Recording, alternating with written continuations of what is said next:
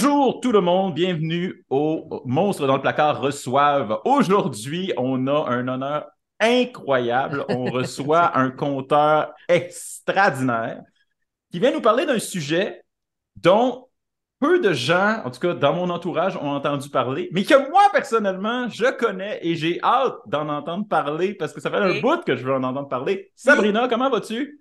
ça va bien, ça va tellement bien et je suis vraiment très contente aussi parce que c'est un peu un moment de retrouvailles, si on veut, cet Oui! épisode-là, étant donné qu'on reçoit un vieil ami avec qui on a travaillé dans le domaine de l'animation. Marc-André Fortin est avec nous. Maf, de son petit nom, comment ça va? Ça va super bien. Je suis très content de l'invitation. D'abord parce qu'on va renouer ensemble des fêtes de la Nouvelle-France de jadis et De autres styles jadis naguère. d'animation. Voilà. Puis ça fait longtemps, je veux dire, et c'est pas ça fait longtemps parce qu'il y a eu une pandémie, là. Ça fait longtemps, même pré-pandémie, là, ça doit être 2016, mettons. Fait que là, ça fait 7 ans, bientôt 10. Fait que là, Ben oui, ça nous rajeunit d'emblée, pas. d'emblée, vous retrouver, c'est super le fun. Puis de savoir que vous faites des projets encore ensemble. Je suis comme, ben voyons donc, ça c'est très cool. Et de parler des Jack Mistigri que même personne ne parle. Fait qu'on va tenter de débroussailler un peu Ben, qu'est-ce qu'il y en est et où on trouve tout ça. absolument, mais commençons direct dans le sujet. C'est quoi? Qu'est-ce que ça mange en hiver, un Jack Mistigri? Un Jack Mistigri, je pourrais vraiment le dire, mais c'est spécial parce qu'il n'y a pas grand monde qui en ont vu. Selon mettons, le patrimoine mémoriel et ce qu'on en aurait, très peu de personnes en ont vu, en ont croisé, parce que dès que tu les vois, c'est terminé. Tu te ramasses dans leur gang à eux et tu ne peux pas après ça aller en parler à tous tes amis. J'ai vu, fait qu'il y a très peu de choses. Il y a seulement un conteur qui en parle, puis c'est Louis Fréchette. Ah! Dans tous les livres que j'ai cherchés dans les contes, tous les auteurs, Pamphile Lemay, Honoré Beaugrand, personne d'autre en parle. Louis Fréchette et a une très, très bonne définition. Et je vais la lire parce que je pense que c'est mieux quand je la lis. Attention, c'est des squelettes de tous les gabarits et de toutes les corporations. Des petits, des grands, des minces, des ventrus, des élingués, des tordus bossus, des bicornus, des membres de chrétiens avec des corps de serpents, des têtes de bœufs sur des cuisses de grenouilles, des individus sans cou, d'autres sans jambes, d'autres sans bras, les uns plantés drettes debout sur un ergot, les autres se traînant à six pattes comme des araignées. Enfin, une vermine du diable. Aïe, Donc, aïe. ouais, ça serait les Jack Mistigri. Il y a quand même beaucoup de casting possible, là. Non, c'est ça, c'est ça, c'est ça. Mais là, Maf, t'étais la personne toute désignée pour venir nous parler de ça. Je sais pas si je Parce que voulais tout désigner, là, mais je veux dire, ben, j'en ai vu passer dans des ouvrages, là. ben, déjà, c'est déjà pas pire parce que tu me dis que c'est extrêmement rare. Et aussi parce que de formation, t'es un conteur, t'es quelqu'un Je peux pas dire de formation, parce qu'il n'y a pas d'école de compte. de Ça veut dire, mettons, déformation, t'es un conteur. oui, ça j'aime bien ça. Je suis un conteur de déformation. Je me suis auto-déformé. En fait, je Et, suis le Jack Mistigri des C'est compteurs. quoi? Je me déforme. Ah, et une des raisons pourquoi je trouve ça super intéressant, c'est que ces bébites-là, c'est les Jack Mistigris, donc, c'est vraiment quelque chose qui est propre au Québec. C'est vraiment une créature qui vient d'ici. Me trompe-je? Non, tu ne te trompes pas, parce que j'ai le dictionnaire mondial encyclopédique des lutins et petits êtres qui existent à travers le monde, mettons, et je suis allé vérifier, voir, il y en a-tu qui pourraient ressembler, qui pourraient être pareils ou avoir une concordance de la vieille Europe, puis qu'on aurait transféré ici par les bateaux lors de la Nouvelle-France. Et non, on n'a rien ici. Puis j'ai beau chercher, mettons, à savoir où pourrait être la première origine de l'idée, du potentiel de. Et je trouve pas, parce que c'est vraiment juste Louis Fréchette, puis qui en parle dans un conte. C'est le conte de Tipit Valran. Puis, tu sais, il en parle pas longtemps. Ils veulent juste pas dormir au Mont-Loiseau parce qu'il y a des Jack Mistigris. Puis que c'est même pas un conte sur les Jack Mistigris, c'est juste nommé, puis c'est donner une petite définition de ce que c'est. Puis c'est évidemment, intéressant. ben, il y a des compteurs et des conteuses qui en ont changé et modifié comme tout bon conteur et conteuse fait. Puis Mais d'après il y toi, en a. Comment?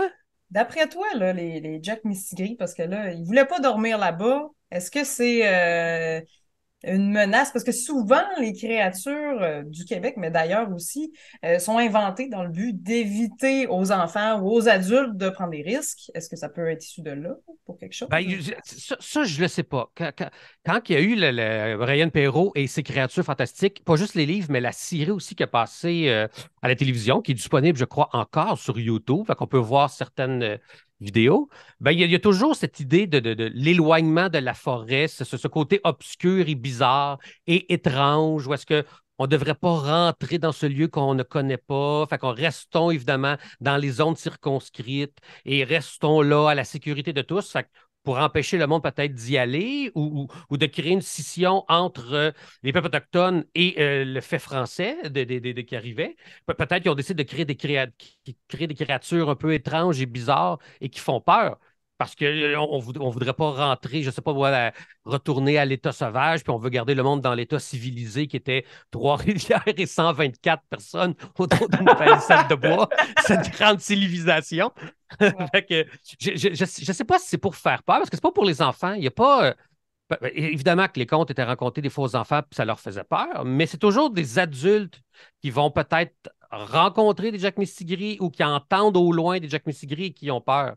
Mais c'est jamais pour les protéger de quelque chose de particulier. C'est vraiment juste pour créer la peur, peut-être. Je ne sais pas. Est-ce qu'il y a du monde qui nous écoute, là? Répondez à Sabrina et à Simon. Envoyez des informations, ils vont me les envoyer, puis moi, je suis bien curieux de ça. Mais c'est très, très intéressant ce que tu dis parce que ça veut dire que le conte en période de nouvelle française, néo-française, en période de Nouvelle-France. Nouvelle-France. En 1700. En Le conte en 1700. Ça veut dire que le conte, c'était pas nécessairement destiné aux enfants. C'était vraiment des histoires de coureurs des bois puis de bûcherons. C'est des histoires de monde autour d'un feu de camp, dans le fond.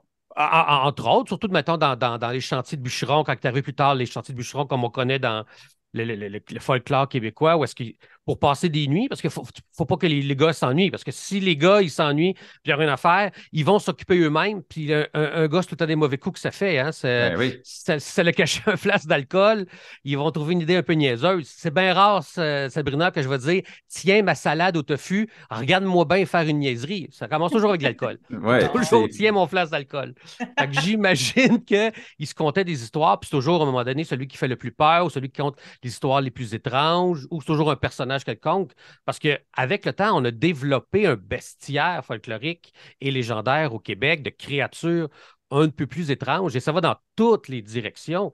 Et celle des Jack Mistigris, peut-être qu'ils ont décidé de prendre ce qu'il y avait, parce qu'il y a des lutins, il y en a eu partout au Québec, et ils sont jamais vraiment méchants. Ils sont taquins, ils sont coquins, ils vont faire en sorte que ton cheval court toute la nuit, il est fatigué, mais ils ne feront jamais anthropomorphoser en créatures étranges. Ils ne te mettront jamais comme, je ne sais pas moi, en brocheliante, où est-ce qu'ils t'amènent dans leur monde et tu réapparais 150 ans plus tard, mais toi, on dirait que ça a passé 20 minutes. Fait que c'est toujours, peut-être qu'ils ont décidé de trouver un penchant plus machiavélique, plus étrange ou anti-chrétien, parce que c'est toujours, évidemment, tout ce qui est méchant est contre la religion. Fait qu'il y a peut-être un peu de ça aussi. OK. Mais les Jack Mistigris eux-mêmes, les créatures que tu as décrites, qui c'est qu'ils font? Ils apparaissent à un moment donné dans le bois, puis c'est quoi? Ils tirent tes cheveux? Ils font pour surir ton lait? Qu'est-ce qu'ils font? Ils font une danse. Toujours, mettons, quand il fait minuit, mettons, c'est toujours ça. À minuit, il se passe toujours quelque chose dans les contes, peu importe quoi. C'est ta citrouille qui se transforme en carrosse ou l'inverse. Mais les Jack Mistigris, les autres, ils arrivent en essaim, en troupeau, en gang. Ils arrivent en gang, puis qui s'en vont, évidemment, dépendamment des conteurs, parce que des fois, il y en a qui ont compté ça de leur arrière-grand-père. Des fois, ils s'en vont là pour te faire peur. Puis après ça, ben, je pense que dans Joe, sais-tu dans celui-là que je l'ai? Je pense que je. Ah, c'est pas dans celui-là. Il y en a un que ça le dit, là, où est-ce qu'ils vont te vider au complet, ils vont te sucer les entrailles, ils vont te revirer de l'envers à l'endroit. Fait que ton intérieur devient l'extérieur et vice-versa. Comme une chaussette. On te prend comme une chaussette puis on te revire. Fait qu'il y a ça. Ou il y en a même qui disent comme quoi que, supposons que tu es devenu un Jack Mistigris avec le temps, puis tu as perdu ton bras droit. Bon, tu as une mission, c'est d'aller te chercher un bras à quelqu'un. Mais mettons, je pogne quelqu'un qui n'a pas de bras droit. Ben, je vais me ramasser avec deux bras gauches. Fait que j'ai deux bras gauches sur moi. Fait que une corporation qui ramasse. Fait que ces Jack Mistigris-là ont comme pour mission de survivre en allant chercher les membres d'autres personnes vivantes et parfois même des animaux, parce que dans certaines versions, il y a, mettons, avec une patte de cerf, puis un œil de loup, puis une queue de Fait renard. que, en gros, c'est des tout-skis Ouais. Ce serait, oui, qui ramassent. Tu sais, ça c'est tout serait ce qu'ils vraiment peuvent. tout ce qu'ils peuvent. Ils vont se faire une corporation avec ça.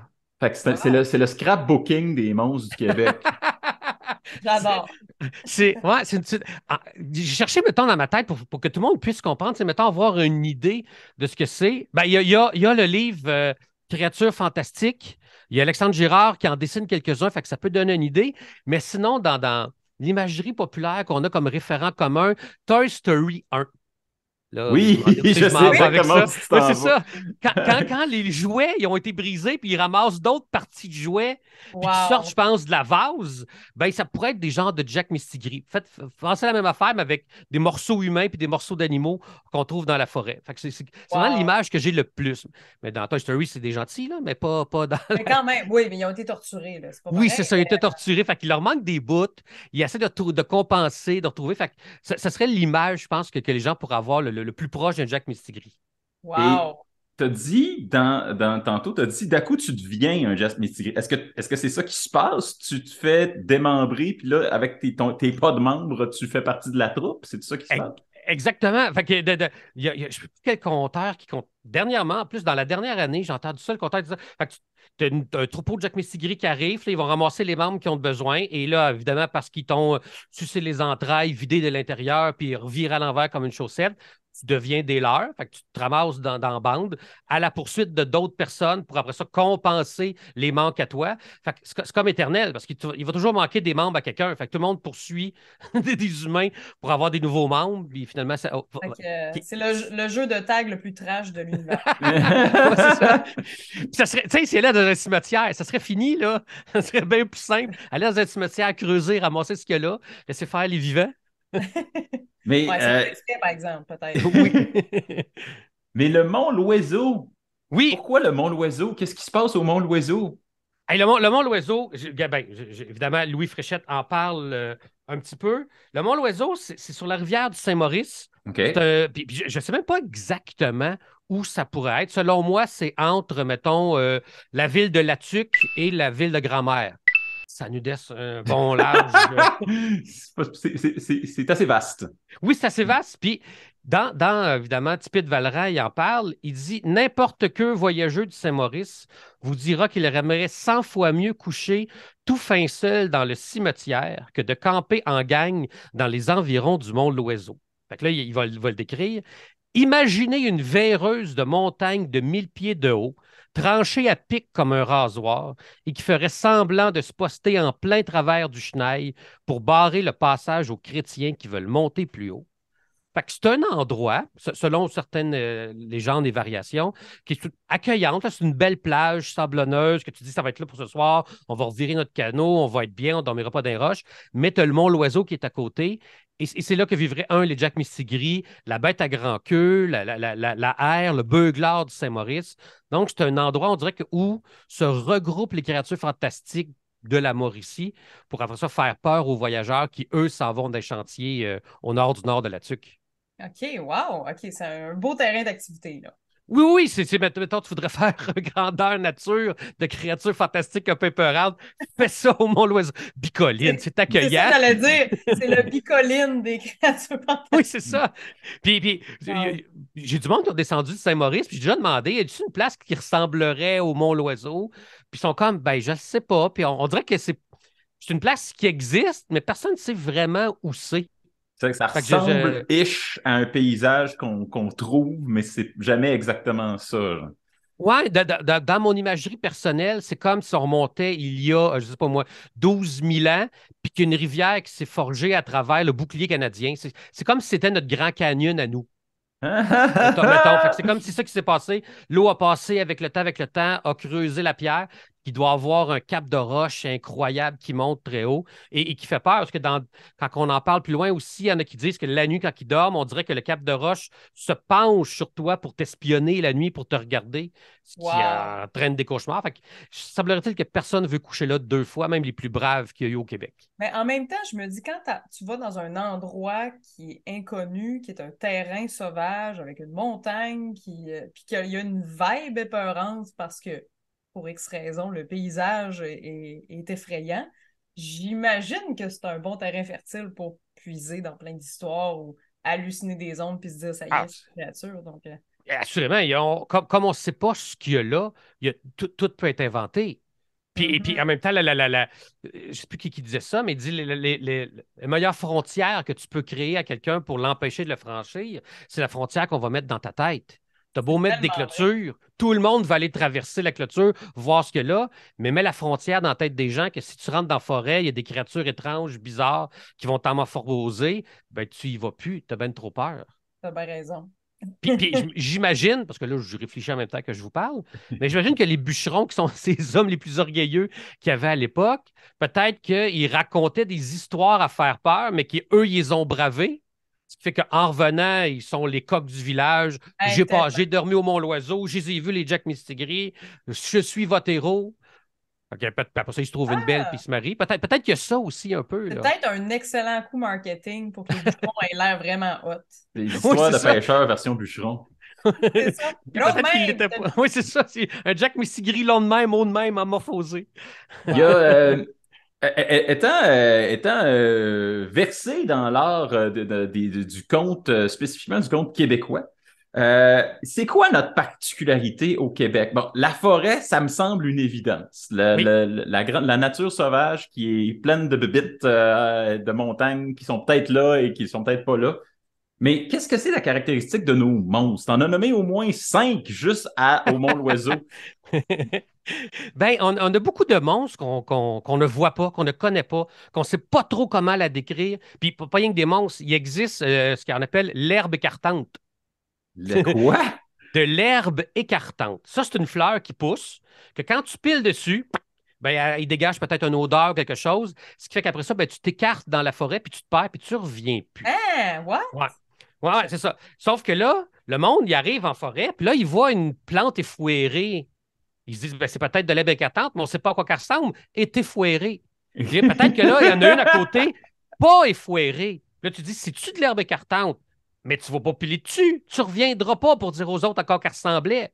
Fait que c'est une plante qu'on n'a pas. Fait que j'ai l'impression qu'au Québec, on a créé ça, beaucoup d'êtres mystérieux, vaporeux, qu'on ne sait pas trop à quoi ils vont ressembler, pour créer encore là peut-être une frontière dans nos têtes personnelles pour ne pas aller plus loin, pour rester dans le village. Peut-être qu'il y a ça aussi du fait qu'on est 37 dans le village. Hey, si on perd la moitié de nos gars, on va être rendu 19. Ça ira plus bien dans le village. On ne pourra plus vivre les 37 ensemble dans notre communauté. Fait que si on crée des peurs, ben, on resterait le monde dans le même endroit, puis on peut se développer en communauté C'est et pas aller plus fou, loin. ça, pour essayer de garder un noyau de village d'espoir. Peut-être, c'est ça. Puis il doit y avoir aussi un peu de la religion qui rentre là-dedans, mais là, il Sûrement. faudrait après ça définir qu'est-ce que chaque créature fait de anti-religieux.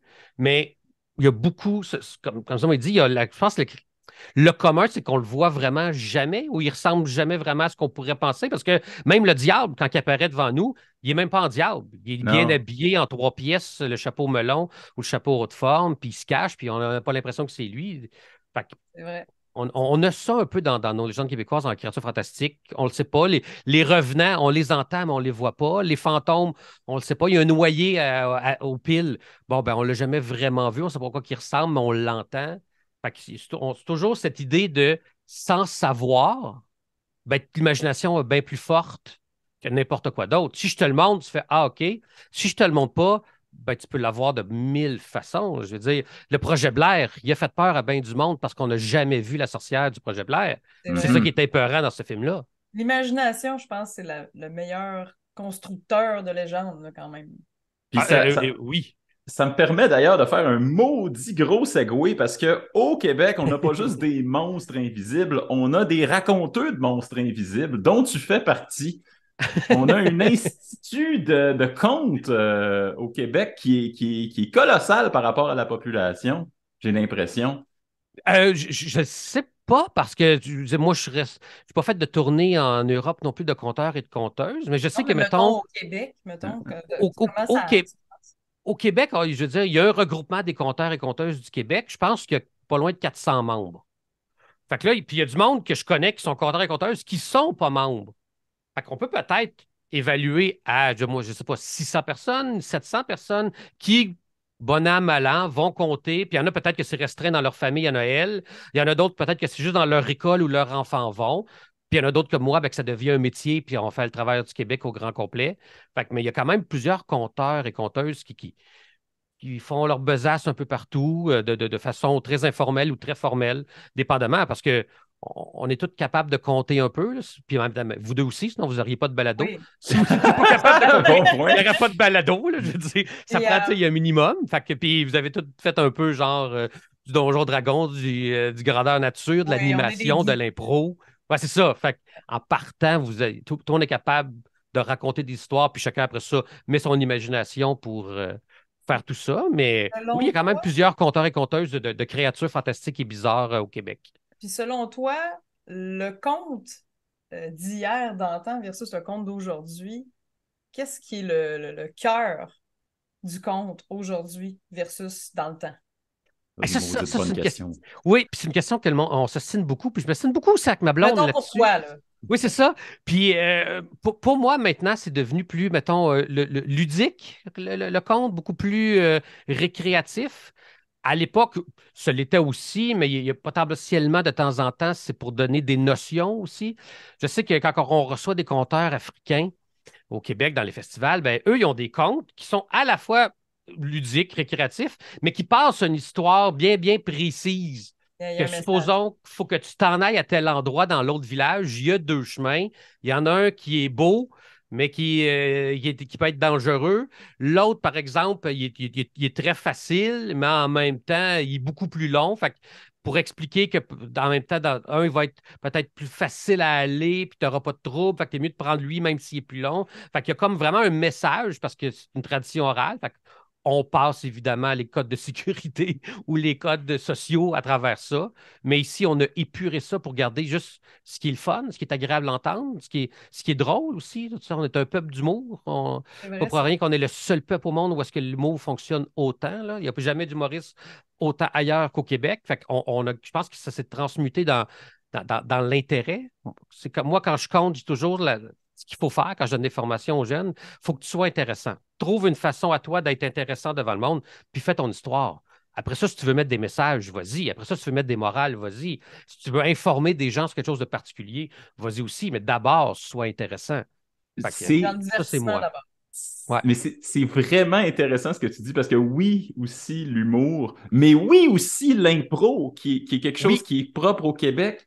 Et j'ai l'impression que tout ça, l'humour, l'impro, le conte, j'ai l'impression que ça forme une espèce d'identité culturelle qui est C'est peut-être pas comme un propre au peu, Québec, mais c'est un peu une courte pointe québécoise mm, de tout ce qui est tradition orale. J'ai oui. l'impression ça a été tissé avec le temps. Puis c'est vrai que c'est trois médiums qui s'entrecoupent énormément dans notre culture. On est un peuple de réalité encore. Puis je veux dire, la dernière statistique disait qu'on était 51 d'analphabètes fonctionnels.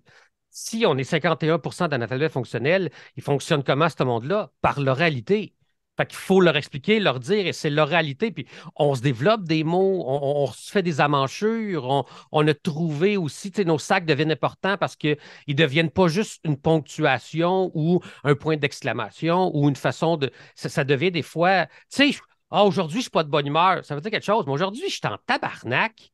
Ça a Il n'y a plus pas de mots pour dire ça autre que tabarnak. Ben, ça, d'ailleurs, c'est drôle parce que j'ai parlé avec des amis français il n'y a pas très longtemps puis je leur référais le film Bon Cop, Bad Cop, Ouais. la fameuse scène du cours de sacre. Si vous avez Oui. pas vu ça, s'il y a des amis d'Europe qui nous écoutent, allez voir ça.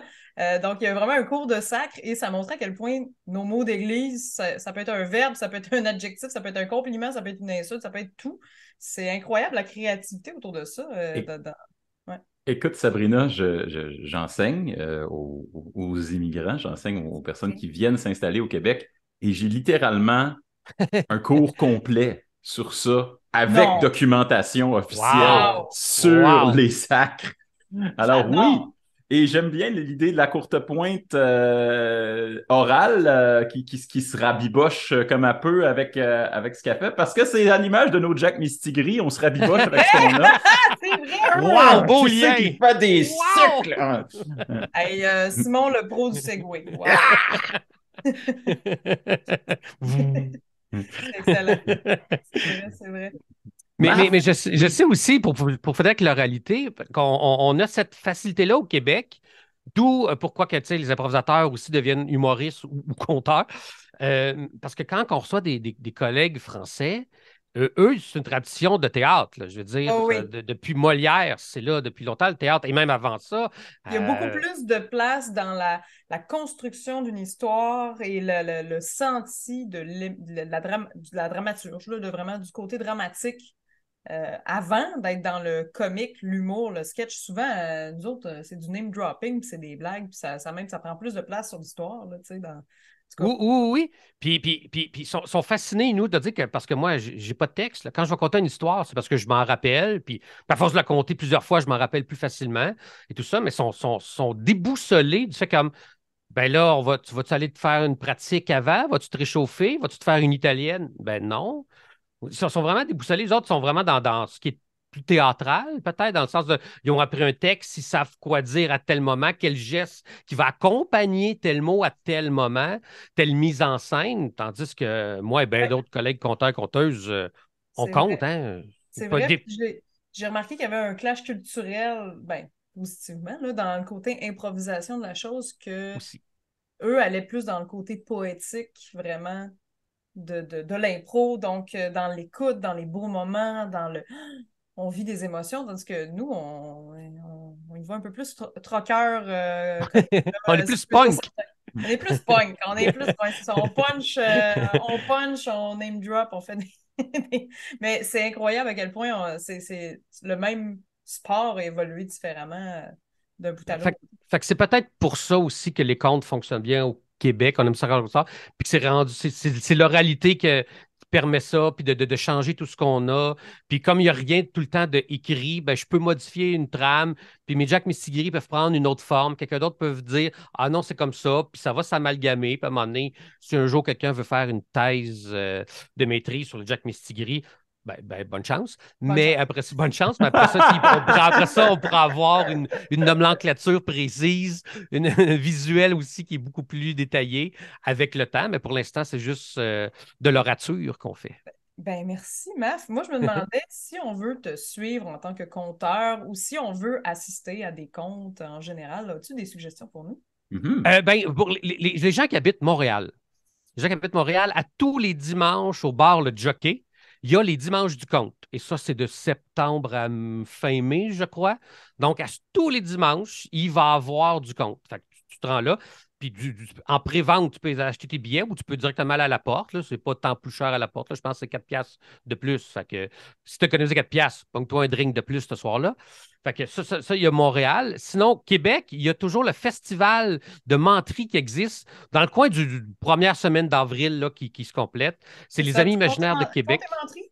C'est Conte ça? et menterie, ou juste menterie quelque chose. Peut-être c'est conte et menterie. Ça fait longtemps que je ne suis pas allé, c'est pour ça. Je pense que c'est Con- ça. con- Conte et menterie, ça vient juste de passer. Fait que, il y a des concours. Il y a des concours où est-ce que là, il y a du conte, oui, mais c'est plus axé sur la menterie, des histoires au jeu qui nous sont peut-être arrivées ou du moins qu'on a agrémenté avec le temps. Puis après ça, là, il y a du monde qui vote, là, savoir j'ai préféré celle-là ou celle-là. Puis fait qu'il y a des concours, des jeux oratoires. Fait que, il y a ça. S'il y a du monde qui écoute en Mauricie, il y a le Printemps des beaux-parleurs qui est vers la fin mai, la fin de semaine du long congé. Là, tu choisis ton congé, si c'est Dollar, la Reine ou bien les Patriotes. Il y a toujours un festival de contes là. Sinon, Google devient ton ami, puis tu marques Festival de contes, puis il t'en sort plein. Il y en a beaucoup à l'automne, un peu partout à travers le Québec. Québec. À Lévis, il y a le festival Joe Violon. Joe Violon, qui est un Oui. personnage de Louis Fréchette. Fait qu'à Lévis, il y a ça tout le temps. Fait que, à l'automne, là, je pense en octobre, si je me rappelle bien. Puis Donc, toi, mettons qu'on veut te suivre toi. Oui, ben, oui, Marc. je- moi, j'ai pas beaucoup d'autopromotion de ma propre personne. Je suis pas très bon là-dedans. Puis je suis toujours J'aurais comme... besoin d'une entremetteuse médiatique, donc. J'aurais besoin de quelqu'un qui voudrait faire un plan B dans sa vie avec tout ça.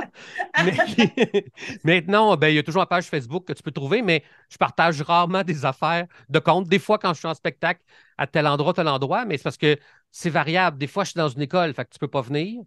Fait que, puis des fois, c'est, mettons, un corpo qui me demande. Tu sais, j'ai déjà compté pour Excel d'or. Il voulait 1 heure sur le poulet. Fait que j'ai fait un compte d'1 heure sur le poulet pour Excel d'or. Mais ça, tu peux pas venir me voir. Fallait que tu travailles pour Excel d'or. Fallait que tu sois là. Oui, On mais va il y a quand même toujours. On va quand même surveiller ton nom, Marc-André Fortin, qui est toujours omniprésent sur la scène du conte, de l'impro, de l'animation. Oui, Donc, oui, oui, en possible que vous Mauricie comme croisiez ailleurs. dans un festival près de chez vous, qui sait? Bien sûr. Mais si on peut clore avec la question qui tue. Oui. Alors, Marc-André Fortin, si je te demande des Jack Mistigris et autres créatures étranges qui sévissent au Mont-Loiseau, qu'est-ce que tu aimerais que les gens retiennent et qu'est-ce que tu aimerais que les gens oublient? Donc, qu'est-ce qui est le plus nécessaire selon toi de retenir et qu'est-ce qu'il faudrait OK. On commence qu'on par débarrasse? l'oubli. Oublier de camper au Mont-Loiseau serait une très bonne chose. Tu t'oublies, c'est le Mont-Loiseau, t'as passé. On a oublié de dormir là. C'est excellent, c'est excellent. Je pense que ce qu'il faut retenir du Jacques Mistigri, je pense qu'au Québec, c'est la pire des créatures fantastiques que tu peux côtoyer.